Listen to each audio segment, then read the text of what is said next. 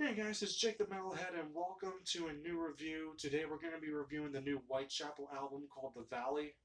So, with that being said, we're going to go straight into it, and we're going to start with the opening song, which is called "A When a Demon Defiles a Witch."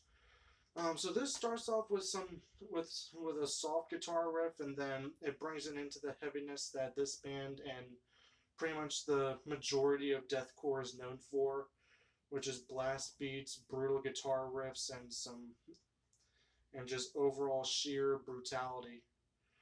Um, the chorus is sung and screamed over top of each other, and I think that's actually a pretty good and unique fit. The bridge gets softer and it brings out lead singer Phil Bozeman's more clean singing, and I feel that's really unique and really cool.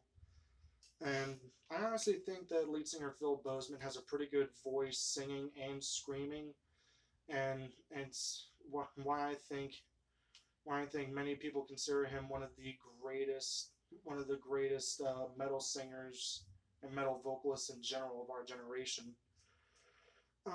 The guitar solo in this song is just awesome, and honestly, a this is definitely a really strong opening. And then we move on to Brimstone, which is one of the three lead singles rather off of this album.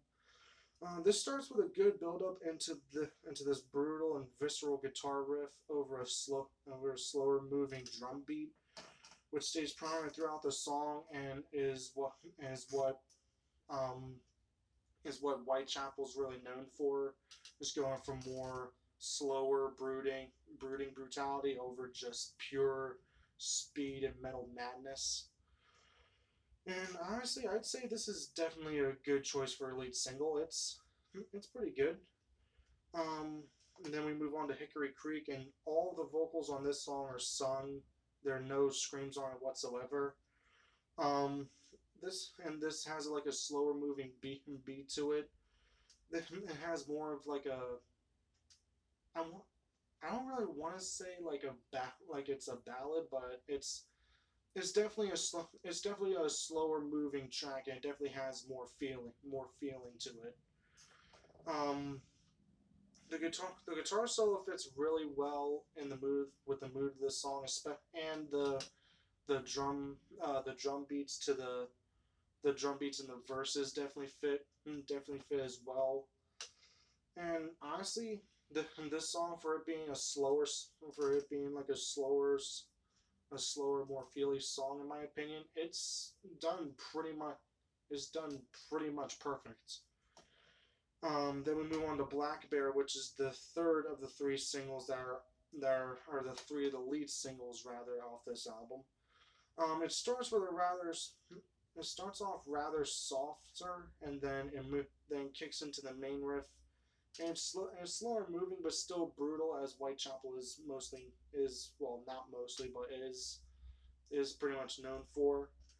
The chorus combines low and high screams, and I'd say it's pretty good. I really enjoyed it. Then we move on to Lovelace, and this is a good drum intro, and then the intro also switches to um, drum wise switches from more like upbeat upbeat and to a more thrash metal beat drum beat. The verses and chorus are slow moving but still brutal. Overall, I'd say it's a pretty good song. I really enjoyed it. It's definitely a great deep cut off of this album. And then we move on to Doomwoods, which is the final song and the longest song on the album, clocking in at just under 6 minutes. It starts with a slower moving and brutal riff, and the verses have a unique drum groove to them, like a really unique tom groove. Yeah, I'm utilizing more of the tom drums and the snare rather than all cymbals and stuff.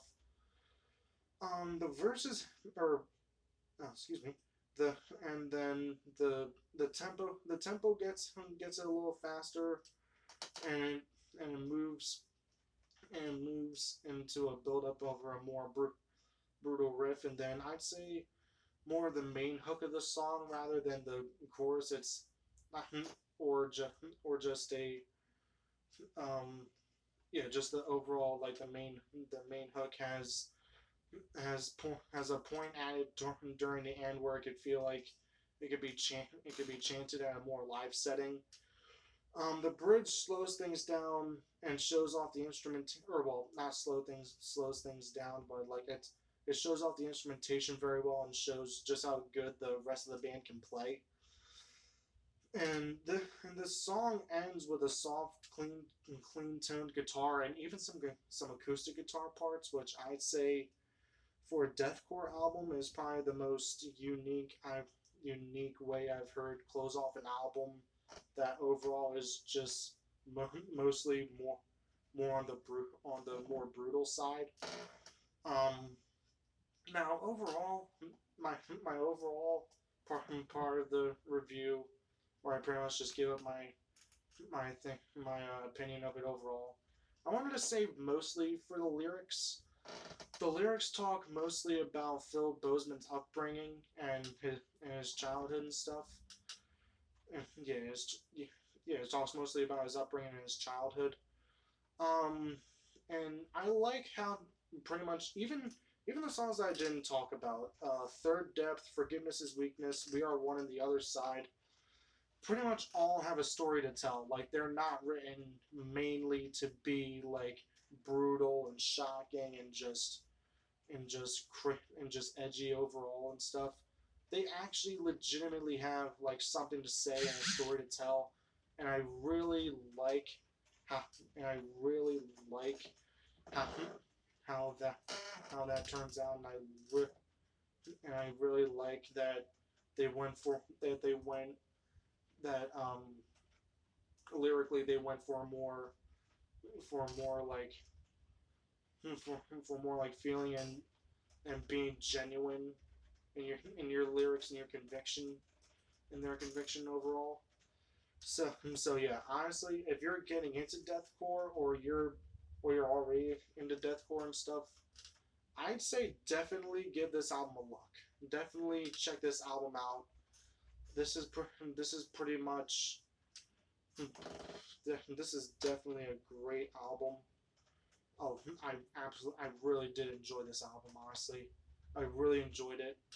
So that being said, for the lyrics and the fact that it was able to change up the feelings and the mood of the music overall and stuff, and how they were able to do it so well, and how this album has like many unique ideas to it. I'm definitely giving this album a 10 out of 10. Yeah, this album is a 10 out of 10 for me. So with that being said, I'm gonna be having I'm gonna be having a couple more album reviews to work on, and also some track reviews to work on as well. So definitely be sure to stay tuned, guys. And that's gonna be it for this review. Thank you guys for watching. Be sure to like, comment, and subscribe for more, and I'll see you guys in the next review. Peace.